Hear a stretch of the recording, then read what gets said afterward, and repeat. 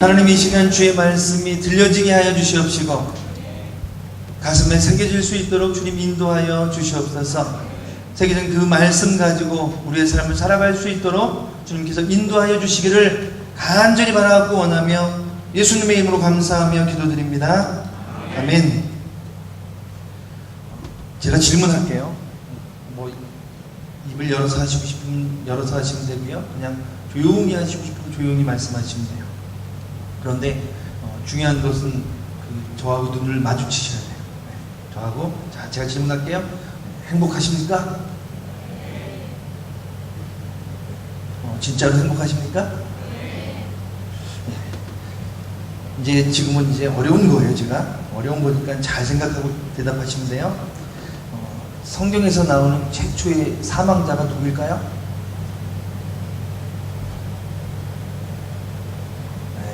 아는 것 같은데 얘기했다가 틀릴 것 같아 창피해가지고 크게는 못하고요. 최초의 살인자는 다 알아요. 누구냐면 가인이에요. 그죠? 그런데 최초의 사망자가 누굽니까? 물어보면은 가인이라고 하려고 했다가 가인은 아닌데 아벨이라고 했다가 틀리는 거 아닐까? 라고 하면서 몇 분이 지금 머뭇거리셨는데 아벨이 맞습니다.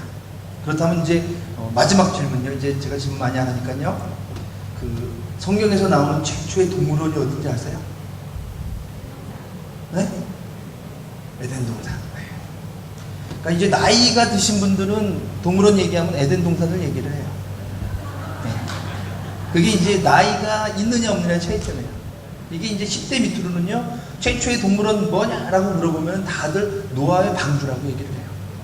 왜냐면 에덴 동산은 이 사파리예요, 사파리. 하나님께서 이렇게 하나씩 만들어가지고 자기하고 의도하고는 상관없이 일단 기어 들어가서 이렇게 3층 집에 이렇게 있는 거는 노예 방주밖에 없어요. 그럴듯하죠?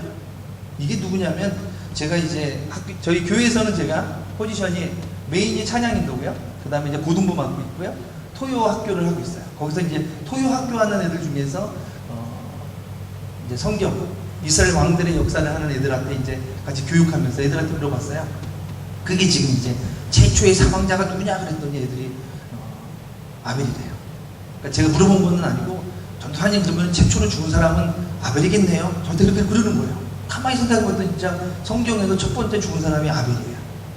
그 다음에 에덴 동산 노아 얘기 막 했더니 전투하님 저거 동물원인데요? 막 그러는 거예요. 애들의 생각이 재밌지 않습니까? 그게 왜 가능하냐면, 그러한 생각들이나 말들이 가능한 이유는 아이들이 큐티를 하기 때문이에요. 오늘도 보니까 3,500원에 지금 책을 팔고 있더라고요. 교회에서 책을 팔고 있어요. 무슨 책을 팔고 있죠? 퀴즈책 다 한 권씩 사셨나요? 네. 안 사신 분들은 나가면서 사시면 돼요. 3,500원. 비싸지도 않아요.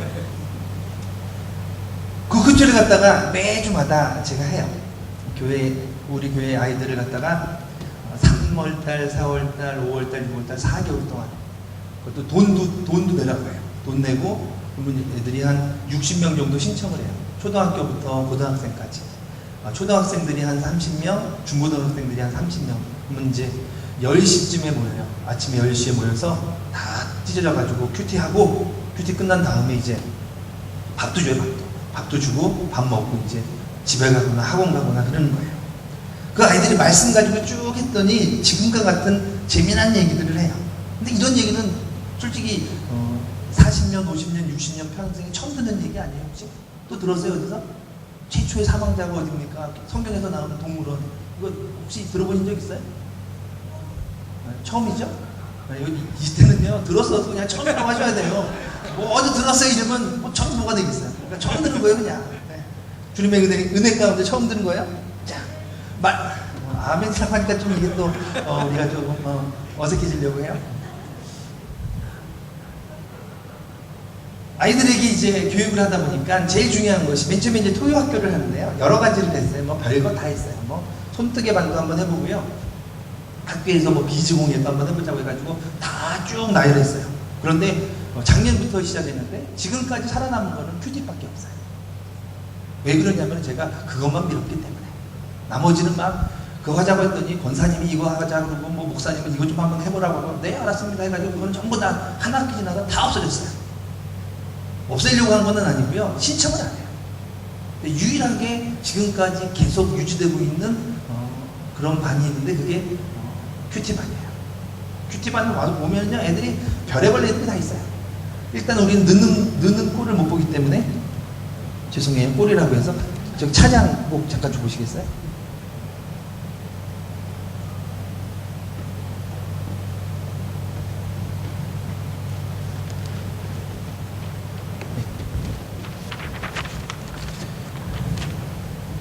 그 찬양할 때 손 들라고 할 수 있지만 제가 굉장히 신사적인 사람이기 때문에 그냥 할게요. 아바 아버지를 갖다가 부를 때 들어오신 분들은요, 예배에 지각하지 않는 분이에요. 하나님께서 굉장히 손뼉치며 박수치며 할렐루야 하고 계십니다. 그런데 주사랑이 나를 숨쉬게 해. 이 찬양할 때 보면 조금 늦으신 거예요. 여기까지는 그래도 주님께서 그래 그럴 수 있지라고 이해하실 수도 있지만 안 되는 거예요. 그런데 이제 주날 구원의 승리에 딱 들어오신 분들은, 이분들은 구원 받을지 안 받을지 보장 못 하겠어요. 그 다음에 갈급한 내 마음 찬양하는데도 아직 지금 제가 좀 순서대로 하는 거예요. 맞죠? 네, 순서대로. 갈급한 내 마음을 하고 있음에도 불구하고 아직까지 오지 않으신 분들은 이거는 찬양의 거의 절반이 끝났기 때문에 하나님께서 그때부터 슬퍼지실 거예요. 그 다음에 보소서 나의 마음은 선한 것이 없습니다. 그 가사대로 그때 들어오신 분들은 이제 제가 시간 될 때가 잠시 회개하시고요. 그 다음에 맨 마지막에 순교자 나왔는데 그때 들어오신 분들은 전부 다 죄다 지각이에요. 예배 드리는데 제 마음이 뜨거워져. 왜 뜨거워지는 이유는 뭐냐면요, 제가 원하는 대로 예배를 드리고 있기 때문에. 저희 교회는 40년 됐어요. 40년 돼가지고 제가 지금 우리 교회 5년 차인데, 오후 예배 때 지금처럼 이제 이거 비슷하게 인도하려고 하는데 걸린 시간이 3년이 넘었어요. 작년서부터. 그것도 막 교회에 있는 중창단 전부 다 동원해가지고요. 저희 오후 예배 때도 성가대가 있었거든요. 3년 동안 성가대 있고 4년 동안에 돈 들어가니까 돈 절약할 수 있는 방법을 갖다가 말씀드렸어요. 장로님들, 그러니까 귀가 크게 열리시고 목사님이 눈이 크게 열리셔가지고 성가대가 없어지면서 찬양팀이 이제 오후 예배를 하게 된 거예요. 그런데 거기서 이제 맨 처음에는 그렇게 안 되니까 막 교회에 있는 모든 중창팀 해가지고 한 20몇 명이 그냥 강대상에서 막 찬양을 했어요. 1년에. 근데 그게 좋을 것 같은데 저는 되게 힘들어요. 이 밴드가 있는 게 훨씬 낫지. 그러면서 이제 올해 비로소 이제 막 찬양팀이 모집이 되고, 올해 작년 후반기부터 이제 찬양팀의 그런 모습을 가지고 찬양을 하게 됐어요. 그런데 오늘 와서 딱 예배를 드리는데요, 제가 제일 좋아하고, 막 가만히 있다가 찬양하는 거 엄청 좋아하는데, 찬양하는 거야. 아바 아버지. 막 감격이 막 물밀듯. 아바 아버지 찬양할 때 들어오신 분 손 한번 들어주세요. 네. 네. 안 들으셔도 괜찮아요, 이거는요. 예배는요, 이미 그때부터 시작이 됐어요. 언제부터? 2시 반부터. 시간 확실하게 지키셨죠? 그거 조금 빨리 하면 시험에 들어요. 왜냐면 이게 나는 전국에 왔는데, 그래서 늘 할 때는 이 핸드폰 시계로 보시고, 전 세계적으로 공인된 그 시간으로 찬양을 하시는 게 이게 시험에 드는 사람을 최소화시킬 수 있어요. 한 번은 새벽 기도에서 제가 설교를 하는데요, 시기가 좀 잘못돼가지고 제가 모르고 조금 일찍 2분 정도 일찍 설교를 했었는데, 한 성도님이 막 헐물떡 와가지고 시계 보고 저를 보고 시계 보고 저 보고 끝나고 나서 저한테 전도사님 왜 종각에 시작하지 않느냐고. 그래서 제가 그때부터 공인시계, 핸드폰 꼭 유지하셔요. 예배 드리는데 왜 시간이 중요합니까? 라고 물어보면요, 이거는 정말 슬픈 얘기예요. 왜냐면 세계 최초가 아니라 아무튼 전 우주적인 최초로 살인사건이 일어났는데, 그 살인사건이 뭐 때문에? 예배 때문에 일어났다는 거예요. 예배 때문에 살인사건이 일어났어요. 아벨하고 가인하고 첫 번째 아들들 떨렁 나눴는데 그놈들이 사이좋게 지내는 것 같이 보이다가 가장 결정적인 예배드리는 문제에서 문제가 생겨서 형이 동생을 죽이는 사건이 났다는 거예요. 창세기 보면서 창피하지 않으셨어요? 저는 창세기 보면서 내가 예수 믿는다는 게 어쩔 수 없이 우리 아버지가 목사님이어서 할 수 없이 내가 예수님 믿지만 정말 창피했어요. 그만큼 많은 사건 중에서 첫 번째 사건이 왜 하필이면 형이 동생을 죽이냐고요. 그거 한 번도 안 창피하셨어요? 저는요, 매년마다 성경 읽으면은 1독학으로 작정을 하고 창세기만 수십 번씩 읽어가지고 그거 볼 때마다 늘 가슴에 찔리는 거예요. 창세기 출애굽기까지 제가 늘 읽거든요. 1년에. 지금은 말고 옛날에 초등학생, 곧 중고등학생 때. 그러다가 이제 레이기 때까지는 힘들잖아요. 그 다음부터는. 출애굽기까지 왜 저만 그런 것처럼 그렇게 네? 다 그렇잖아요. 우리가 창세기 출애굽기 열심히 읽다가 진짜 주의 은혜로 읽는 것 같다가 레이기 나오면 이제 읽다가 이게 주여 시험에 들지 말게 하시고 하면서 끝나보면 12월 31일이잖아요. 그죠? 그거 반복해서 읽어보세요. 반복해서 읽다 보면 그게 너무 창피한 거예요. 어떻게 형이 동생을 죽일 수가 있어요. 그게 바로 예배 때문에 일어난 사건이라는 거예요. 예배 때문에. 그래서 예배가 중요해요. 저는 예배를 목숨처럼 여겨요. 저희 담임 목사님도 목숨처럼 여겨요. 그래서 예배 빠지면 큰일 나요. 근데 그게 제가 오늘 1년에 한 번 딱 허락받은 날, 이 날이 지금 제가 여기 온 거예요. 제가 보시기에는 굉장히 한가롭게 보이지만요, 나는 굉장히 이게 바쁜 사람이에요. 왜 이렇게 있잖아요. 왜 오리가 천천히 가는 것 같으면 밑에 팔 넘어가도록 하겠습니다. 하나님께서 우리에게 원하시는 것은 바로 예배예요. 그렇기 때문에 예배를 잘못 드리는 것을 창세기 맨 앞에 사건으로 우리를 통해서 보여주시는 것입니다. 그러면서 시브리서에 이렇게 표현을 하고 있어요. 제가 창세기 1장 4장 1절부터 제가 읽어드릴게요. 그냥 들으시기 바랍니다. 아담이 그의 아내 하와와 동침함에 하와가 임신하여 가인을 낳고 이르되 내가 여호와로 말미암아 득남하였다 하니라. 그가 또 가인의 아우 아벨을 낳았는데 아벨은 양치는 자였고 가인은 농사는 자였더라. 세월이 지난 후에 가인은 땅의 소산으로 제물을 삼아 여호와께 드렸고 아벨은 자기도 양의 첫 새끼와 그 기름으로 드렸더니 여호와께서 아벨과 그의 제물을 받으셨으나 가인과 그의 제물은 받지 아니하신지라. 가인이 몹시 분하여 안색이 변하니 여호와께서 가인에게 이르시되 내가 분하여 함은 어찌 됨이며 안색이 변함은 어찌 됨이냐. 내가 선을 행하면 어찌 낯을 들지 못하겠느냐. 선을 행하지 아니하면 죄가 문에 엎드려 있느니라. 죄가 너를 원하는 너는 죄를 다스릴지니라. 가인이 그의 아우 아벨에게 말하고 그들이 들어있을 때 가인이 그의 아우 아벨을 쳐 죽이니라 라고 하면서 4장에 가인이 아벨을 죽인 그러한 이야기가 나옵니다. 올해 제가 그 교회에서 몽골의 그 예배자 학교 때문에 몽골을 갔다 왔어요. 저희 교회 성교는 약간 특이해서 어떻게 됐냐면요, 그 교회에 몽골 근로자들이 일을 했어요. 근데 그분들이 몽골로 이제 안 돼가지고 이제 쫓겨났죠. 쫓겨나서 그곳에서 교회에서 예배드리는 것처럼 예배드리고 싶어가지고 시작이 됐어요. 그러면서 그 지역, 그 예배드리시는 분들 중에 한 분이 하나님의 은혜로 목사님의 권유를 해서 목사 안수를 받고, 그래서 그곳에다가 저희 교회에서 몽골에다가 한 3억 정도를 들여서 부지를 사가지고 건물을 리모델링해서 예배 처소를 만들었어요. 그래서 거기에 이제 예배자 학교를 갖다가 한 총 11명 정도 찬양팀 있고 해서 교육시키기 위해서 제가 7월 달에 갔어요. 6월 말부터 해가지고 11일 동안 가서 교육을 했는데요. 첫날 갔는데 방금 불렀던 그 찬양이었어요. 그 찬양을 부르는데 제가 인상이 이렇게 이렇게 어때요? 한번 물어볼게요. 제 인상이 좋아요? 아니면 부드러워요? 아니면 별로예요? 좋아요? 다들 착각하시는 거예요. 이게 제가 조명을 받으면 좀 괜찮아 보이는데 좀 죄송한 표현으로 승질스럽게 생겼어요. 그래서 아이들도 저를 굉장히 무서워요.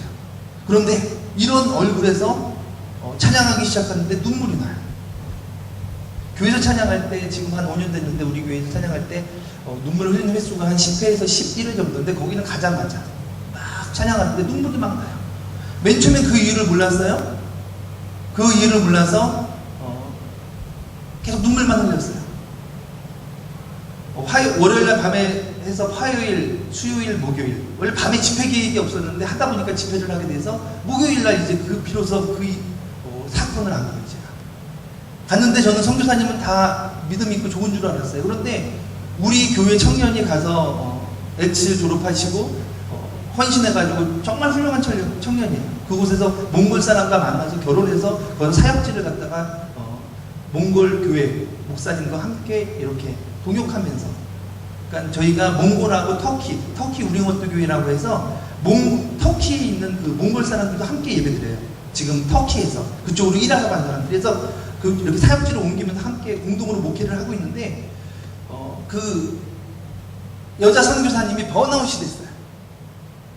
심지어는 이제 유산을 했기 때문에 몸이 안 좋은 것도 있는데 예배에 참석하지 못할 정도로 병들어 있었다는 거예요. 이 찬양을 하는데 제가 눈물이 나고, 그 다음부터 뭐 다른 거 가져갔던 강의안 다 그냥 버리고, 이거 뭐가 문제가 있다, 우리 이러면 안 되겠다. 그래서 그때부터 밤에 이제 원래는 목사님이 토요일, 주일, 월요일 3일 집회를 부흥회를 하기로 했는데 그때 오시기로 했는데 제가 그냥 밤에부터 모여가지고 그 그 사람들이랑 우리랑 모여서 같이 한 30명이 찬양하고 기도했어요. 목요일날은요, 몽골 사람들이 뭐 자기 잘못했다 이런 얘기 안 해요. 그런 사람들이 기도를 하기 시작하는데 밤 12시까지 잘못했다고 회개하면서 하는 거예요. 그래서 이제 우리 팀들은 다 내보내고 그 사람들만 니들이 잘못한 거 뭔지 한번 얘기를 해봐라. 그랬더니 다 얘기를 해요. 선교사님들 잠깐 나가 계시라고. 그 다음에 그게 끝나고 선교사님 들어오시라고. 그리고 저는 나갔어요. 그랬더니 뭐 밤늦게까지 막 부둥켜 안고 울고 기도하면서 본당에서 그러더라고요. 믿음 좋을 것 같은, 믿음 좋아야 될 선교사님도 예배에 집중하지 못하니까 그분도 찬양할 때 무릎 꿇고 울면서 찬양해요. 그런데 하루하루가 찬양하며 기도했더니, 예배했더니 하루 그분 때문에 제가 새벽 3시까지 잠을 못 잤어요. 계속 그분과 함께 얘기하느라. 그분과 함께 얘기하면서, 근데 하루가 지나가면서 얼굴이 바뀌어지기 시작해요. 그러면서 나중에는 웃어요. 그러면서 이제 표현해요. 회복됐다고. 하나님께서 회복되는 게 말을 통해서 회복되는 게 아니라 예배를 통해서 회복이 되는 거예요. 근데 그 예배가 우리 안에 살아나지 않으면 의미가 없다는 거예요. 그런데 오늘 본문에서 그 예배에 대해서 정의를 합니다. 어떻게 예배를 드리냐면 믿음으로 드리래요. 믿음으로. 아멘입니까? 그럼 믿음이 뭡니까? 예배를 드리는데 믿음으로 예배를 드리래요.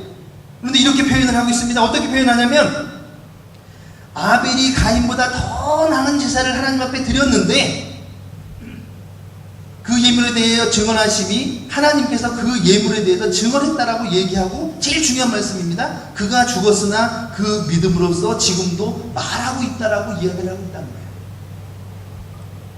하나님 앞에 예배하는데 믿음으로 예배를 드려야 되는데, 그 믿음이 지금까지 말할 수 있을 정도로, 사람들 입을 통해서 회자될 수 있을 정도의 그러한 열정과 정열을 가지고 하라는 겁니다. 그래서 한마디로 얘기하면 여러분의 예배에 책임지라는 거예요.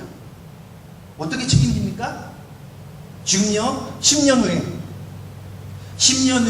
그 청소년들의 인구가 3% 미만이 된대요. 심각해요. 지금 교회마다. 어른들은 많이 모이는데 청소년들은 안 모여요. 청년들은 더 안 모여요. 올해도 아니고 전문가들이 얘기할 때 10년 후에는 교회 중고등부가 많지 않을 거라고 예상을 해요. 그런데 그것을 갖다가 뭐 재미있는 게임하고 프로그램 정보 들어와도 별 의미 없어요. 방법은 한 가지밖에 없어요. 말씀 가운데서 예배하는 것 외에는 방법이 없어요. 그런데 그 방법이, 예배하는 방법이 오늘 본문에 아벨이 가인보다 더 나은 예배를 드렸는데 그것은 바로 믿음으로 드렸다라고 하는데, 그 믿음에 대해서 어떻게 이야기하냐면, 지금도 말할 정도로, 아벨에 대해서, 그 믿음에 대해서 이야기할 정도로 예배를 드렸다라고 하는 겁니다. 무슨 얘기입니까? 바로 삶의 예배를 드려줘야 된다는 거예요. 70년대, 80년대에 엄청난 부흥이 우리에게 있었습니다. 그런데 지금은 다 힘들고 어려워져 가고 있습니다. 왜 그렇습니까? 교회 안에서, 보여지는 교회 안에서는 엄청난 예배가 부흥했습니다. 눈물 흘리며 회개도 하고 손뼉치며 찬양도 하고 놀라운 역사가 일어났습니다. 그런데 중요한 것은 삶의 자리에서 예배가 엉망이 되었다는 거예요. 엄마 어디가? 시끄러워. 엄마 예배 드리러 갈 거야. 여보 어디 가요? 그냥 거기 밥 대강 드세요. 저 교회에서 오늘 구직장 모임 가야 돼요. 이랬던 것들이 쌓여서 지금 이제 교회가 별 의미가 없어졌어요. 삶의 예배가 무엇입니까? 내가 드리는 삶의 자리에서 예배를 드리는 거예요. 큐티를 갖다 교육할 때 제가 3가지 예배를 이야기하면, 첫 번째가 공적인 예배예요. 그 다음에 2번째가 개인 예배. 그게 큐티예요. 3번째가 삶의 예배. 우리가 다 함께 모여서 주일, 금요일, 수요일 새벽 예배 모여서 함께 예배하며 그 기쁨과 그 능력을 가지고 매일매일 삶 큐티를 하면서 그 능력을 가지고 맨 마지막에 우리가 삶의 예배를 통해서 증명을 해야 된다는 거예요. 그런데 어느 때부터인가 예수 믿는 사람들이 삶으로 증명을 하기보다는 입으로 증명을 하기 시작했어요. 그러면서 이야기합니다. 예수 믿는 사람들은 말은 많아. 물어보겠습니다. 삶을 통해서 증명을 하고 계십니까? 그렇다면 우리들의 삶이 행복해야 돼요. 목사님께서 행복을 전하는 교회 개척한다는 소리 듣고 그 제목만 보고 제가 은혜가 됐어요. 행복을 전하는 교회. 맞아요. 이게 성령의 가장 큰 핵심이에요. 하나님 앞에 예배하며 그 마음 가지고, 그 행복한 마음 가지고 전하는 인생까지 가야지 비로소 우리가 온전해질 수 있다는 겁니다. 나만 혼자 행복해서는 의미 없고요, 내 행복한 나의 것이 누군가에게 흘러가야 됩니다. 흘러가서 그들을 통해서 하나님의 놀라운 역사가 일어날 때까지 삶의 예배를 통해서 우리가 증명이 돼야 되는 거예요. 과연 우리가 삶의 예배를 통해서 증명하셨습니까? 증명하시면서 살고 있습니까? 아이들에게 이렇게 가르칩니다. 어떻게 가르치냐면, 전도할 때 교회 와봐라 그러지 말고 내가 믿는 예수님 너 한번 믿어보지 않겠니? 라고 그렇게 전도하라고. 네가 믿는 예수님이라면 내가 한번 믿어보겠다. 그래서 오늘 한 명 왔더라고요. 실제로 예수 증명합니다. 많이 올 때는 막 한 100명씩 와요. 그렇지만 그 아이들 싹 다 없어져요. 그냥 한번 행사로 끝났기 때문에. 그런데 아이들에게 내가 믿는 예수님 한번 너도 믿어보지 않겠니? 그 얘기는 내가 나의 삶이 삶으로 증명이 돼야 돼요. 그러려면 방법이 없어요. 삶의 예배가 성공을 해야 된다는 겁니다. 오늘 이 예배뿐만 아니라 이 예배를 드리고 돌아가서 나의 가정에서, 나의 직장에서 우리의 예배가 성공을 해야 되는 것입니다. 그 예배가 성공해야지 비로소 온전한 예배가 될 수 있다는 것입니다. 제가 오늘 본문 읽고 우리가 3시 반에 예배가 마쳐야 되는 거죠? 네? 히브리서 11장 4절을 제가 다시 한번 읽어드릴 테니까요, 보지 마시고 그냥 듣기만 하세요. 믿음으로 아벨은 가인보다 더 나은 제사를 하나님께 드림으로 의로운 자라 하시는 증거를 얻었다라고 이야기합니다. 하나님이 그 예물에 대하여 증언하십니다. 아벨이 드렸던 그 예물에 대해서 누가 증언하냐면 하나님이 증언하십니다. 하나님이 증언하실 정도로 아벨이 놀라운 예배를 드렸다는 거예요. 그가 죽었으나 그 믿음으로써 지금도 현재까지도 이야기하고 있다라고 지금 히브리서 기자가 이야기를 하고 있습니다. 그래서 창세기에 있는 말씀을 봤습니다. 어떻게 예배를 드리는지. 가인은 땅의 소산으로 예배를 드렸대요. 그런데 아벨은 어떻게 드리냐면 자기도 양의 첫 새끼와 그 기름으로 예배를 드렸대요. 아벨이요 그냥 양으로 예배를 드린 게 아니라 양의 첫 새끼를 가지고 하나님 앞에 드렸다는 거예요. 이미 정성부터 틀린 거예요. 예배 시간에 5분 좀 10분 늦을 수도 있죠. 아니에요. 예배는요, 오늘 얘기했던 아바 아버지 그 찬양할 때 이미 우리의 예배는 시작되는 거예요. 고등부 저희 교회 많이 안 모여요. 지금 이제 한 20명 모여요. 엄청 많았는데 지금 이제 20명밖에 안 모여요. 20명 중에서 10명을 제자 훈련시켜요. 그 10명은 10시 예배 때 오는 게 아니라 9시 예배 때 와요. 9시 예배 때 막 교사들과 함께 찬양팀하고 같이 열심히 기도해요. 기도하고 이제 걔네들 가서 예배 준비하고 교사들 그때 모여서 교사 회의합니다. 그러고서 이제 10시부터 예배 찬양하면서 예배를 드려요. 예배는요, 제가 찬양 인도하는 사람은 너무 안타까운 게 뭐냐면 예배가 준비 찬양이에요. 그래서 찬양하고 있으면 예배가 시작한 게 아니라 이제 좀 있으면 예배하겠지? 그래요. 대부분의 교회가, 많은 교회들이. 근데 그게 아니에요. 그 찬양부터 이미 예배예요. 아바 아버지 그 찬양할 때부터.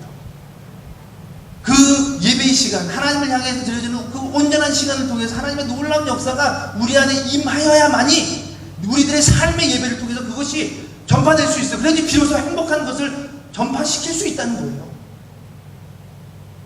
예배 시간에 졸아요. 그래서 저는 금요기도회 할 때는요, 장로님들이 엄청 싫어하시는데 불을 다 끄라고요. 그 다음에 제가 설교할 때는 편히 주무시라고 해요.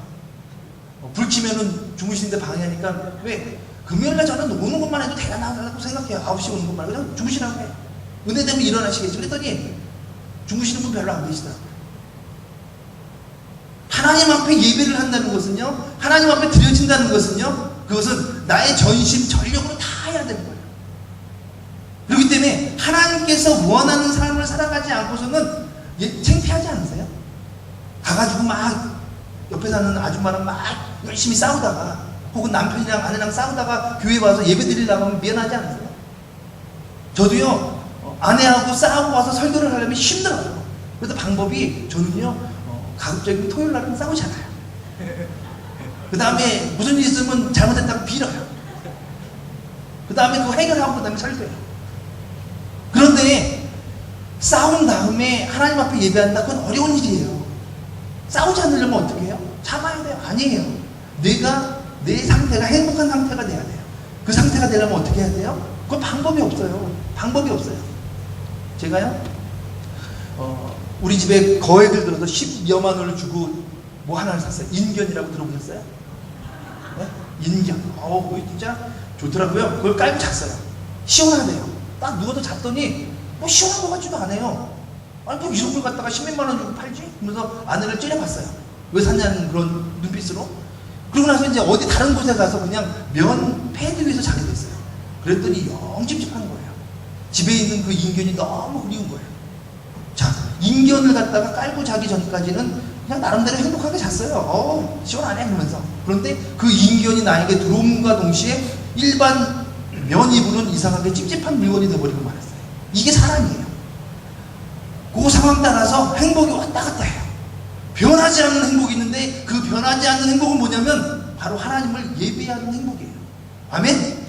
그 행복을 느끼고 그 행복을 가지고 살아가야만이 이리 하지 않아요. 조그만 거 가지고 막 좋다고 그러고 조그만 거 가지고 너무 슬픕니다 이렇게 얘기하지 않는다는 거예요.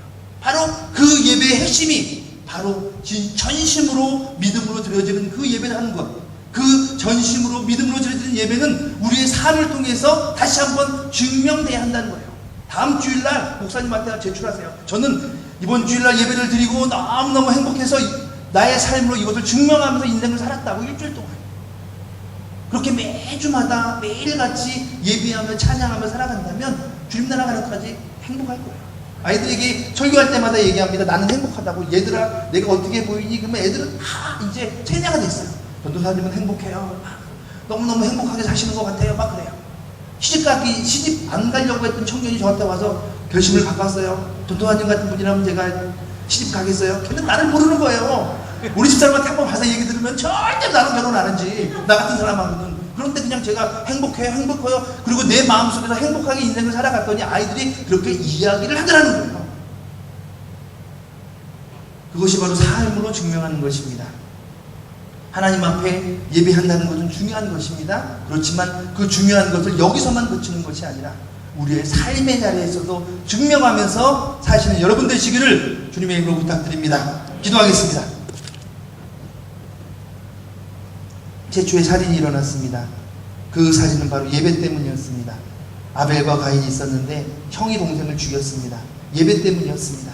예배가 이만큼 중요합니다. 우리가 믿음으로 드리는 그 예배는 바로 삶을 통해서 증명이 되어져야 됩니다. 우리가 매일매일 집에서, 학교에서, 직장에서 우리의 삶을 통해서 증명이 되어져야 됩니다. 그런데 그 증명이 어떻게 증명돼야 하냐면 행복으로 드러나야 합니다. 행복이 드러나지 않는 예배는 죽은 예배가 될 수밖에 없습니다. 하나님을 예배했는데 어떻게 행복하지 않을 수 있겠습니까?